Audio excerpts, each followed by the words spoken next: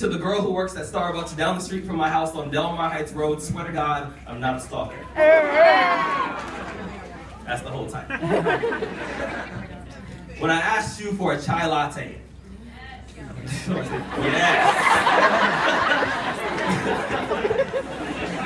When I asked you for a chai latte, what I meant to say was I was walking past, I saw you in the window, I came in here because I had to know what your voice sounded like. Instead of saying that, I got really nervous and ordered the first thing on the menu. I don't even know what chai is. Or a latte, for that matter. I imagine that when God made you, I bet he cussed for the first time. I bet he turned to an angel, gave him a high five, and said, "God damn, I'm good." You were that beautiful. I spent the last 5 days trying to figure out how I'm going to introduce myself to you properly. I finally figured out it's going to be something like, "Hi." That's all I got so far. But I think it's a good start. I want you to bite my lip until I can no longer speak. Oh, God. And then suck my ex-girlfriend's name out of my mouth just to make sure she never comes up. I want you to come to me like an afternoon. Come to me slowly, as if you were a broken sunset with a lazy sky on your shoulders. If you let me be your sunlight, I promise that I will penetrate your darkness until you speak in angel wings. Goddamn. Pull me close to you. Tell me that you love me, and then scratch your future into my back so I can be everything that you live for. Damn.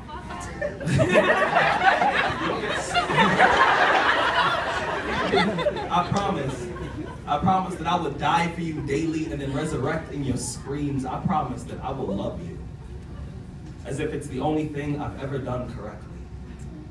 I'm gonna be honest, it's not often that I find myself eager to write about love. In fact, every time I try to write about love, my hands cramp, just to show me how painful love can be. Sometimes my pencils break just to prove to me that every now and then love takes a little more work than you planned. I heard that love is blind, so I write all my poems in Braille. And my poems are never actually finished because true love is endless. I've always believed that real love is kind of like a supermodel before she's airbrushed. It's pure and imperfect, just the way that God intended. I'm gonna be honest, I'm not much of a love poet, right? But if I was to wake up tomorrow morning and decide that I was really gonna write about love, my first poem, it would be about you. About how I love you the same way I learned how to ride a bike.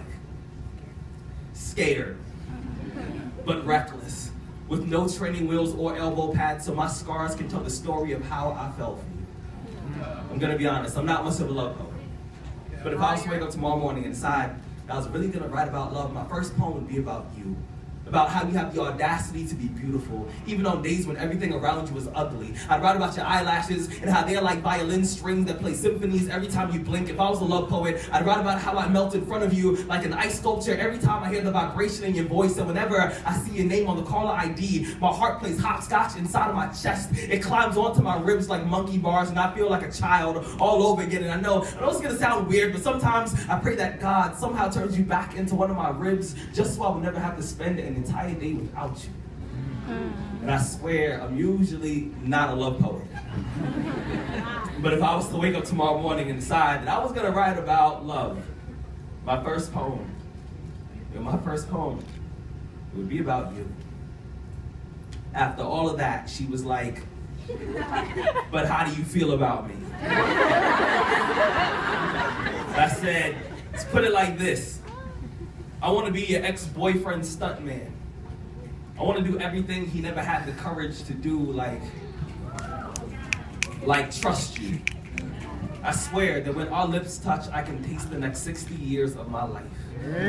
See, last night I had a dream, right? In this particular dream, I died in my dreams, awoke not knowing I was still sleeping, decided to walk. You see, that night I walked in my sleep, I slept in my walk, I walked backwards until I saw you for the first time, and I could barely muster the courage to introduce myself all over again. You see, I've been trying to find the right words, I've been trying to take the right steps for what seems to me like thousands of years, but something always seems to go wrong between us. We lived in Egypt, I was the Pharaoh's slave, you were his daughter. Loving you led to my death. They claimed that I seduced you, and after they stole my life, I was resurrected as a mason. I made the foundation for your house. We met eyes for 2 seconds. You left, and I didn't see you again until I died. I came back as a caterpillar. I turned into a butterfly. I landed in the palm of your hands. You brushed me away, and the rejection killed me. When I woke, I was a kick drum. You were a snare. We were both owned by this drummer named Cozy Cola. When he died, so did we, but I came back just to look for you. I left notes in random places, hoping that you would stumble across them. I carved our names in trees and then prayed that it would jog your memory. I whispered your name in the wind, hoping somehow, maybe some way, my voice would reach you, but it didn't, and I died. I died early. I died young, with breadcrumbs in my hand, just hoping that you would find me, but you never did, so they buried me. When they buried me, they put these coins over my eyes, and I used them as bus fare to get back to earth, just so I could look for you. Yes. That's why sometimes when we hold hands, every so often I hold on a little too tight, and I'm sorry. I just don't want to lose you again. My mother, she told me, when you find the perfect woman, you have to do whatever it takes to make sure she stays next to you. Thank you.